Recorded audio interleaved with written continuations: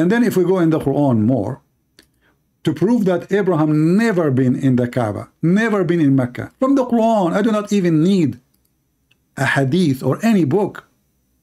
The stupid Muhammad, he cannot keep his mouth shut.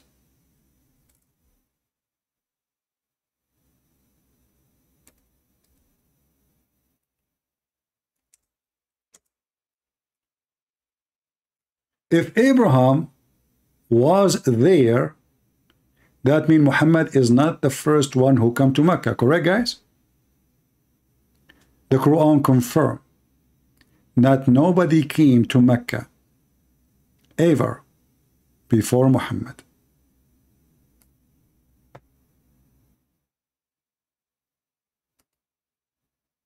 Never. Chapter 32, verse number 3. As an example, not limited. Or say they, he Muhammad has fabricated it? Nay, the truth from your Lord, that you may warn people whom no warner has come before you. If the Muslim, they will say, well, this is about Muhammad time. Listen, it says before you. Do you see the word before you?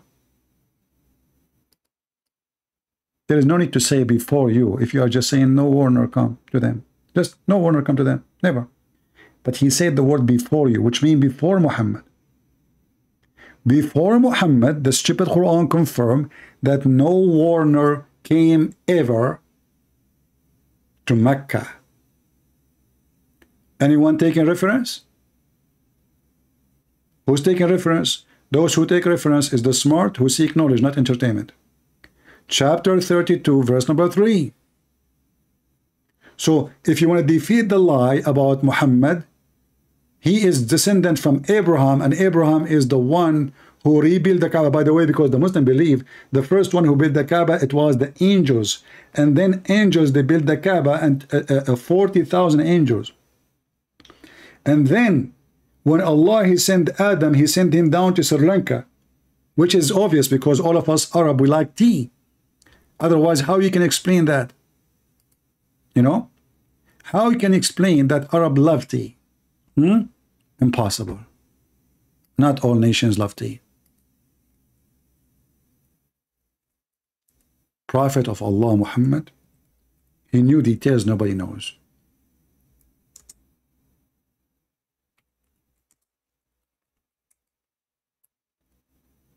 It is astonishing how much Prophet Muhammad he knew.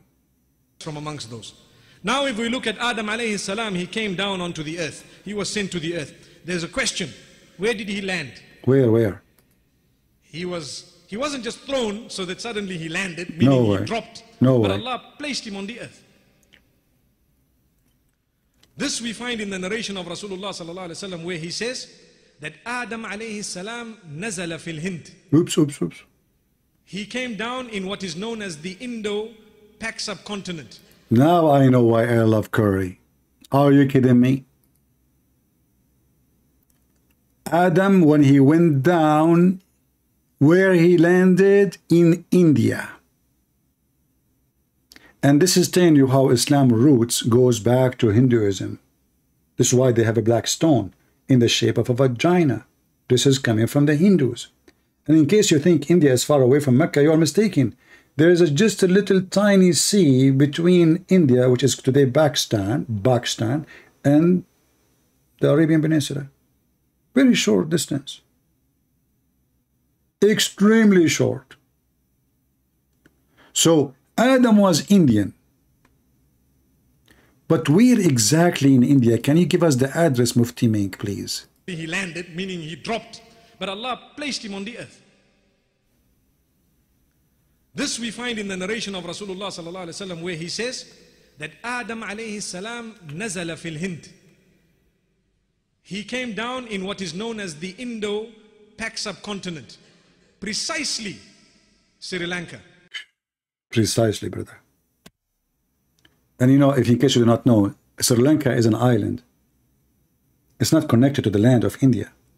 So how Adam was able to visit Mecca 40 times during his lifetime?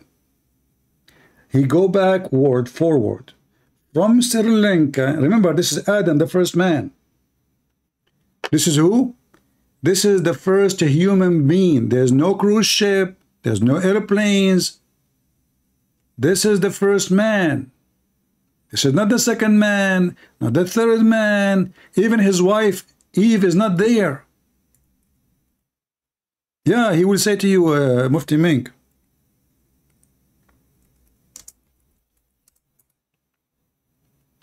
If we go to the map of Sri Lanka, we will see what the map shows us. It is an island. How in the world this hero swimmer man, Adam, he was able to come 40 times? And why he keep coming back to Sri Lanka? You know, look what happened. I think he went to Mecca. He said, what the heck? Look at this stupid land, man. It's desert. Sri Lanka is so beautiful. I'm going to go back. But what I can do, Allah, he forced them to go there. And how Adam, he found his direction?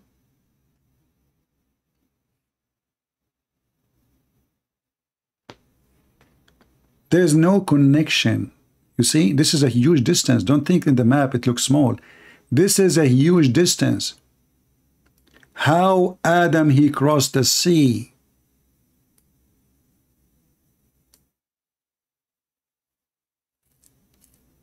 Specifically Sri Lanka, brother. And then the story get more complicated. Allah, he did not send Adam and Eve in the same location, brother. Allah, he sent Adam in Sri Lanka and Eve where? Let us find out.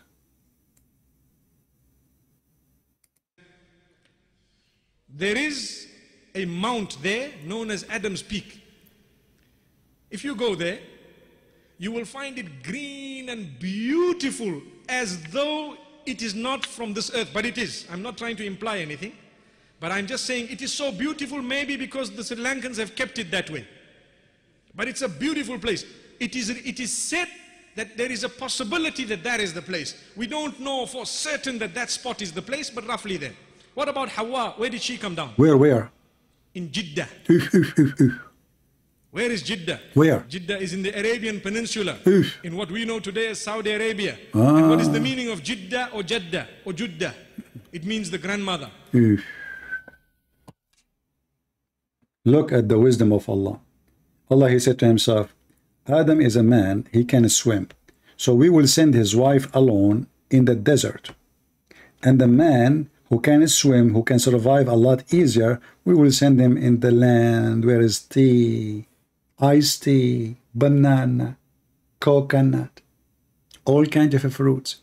But the woman who cannot survive by herself, we send her to Jeddah, a desert.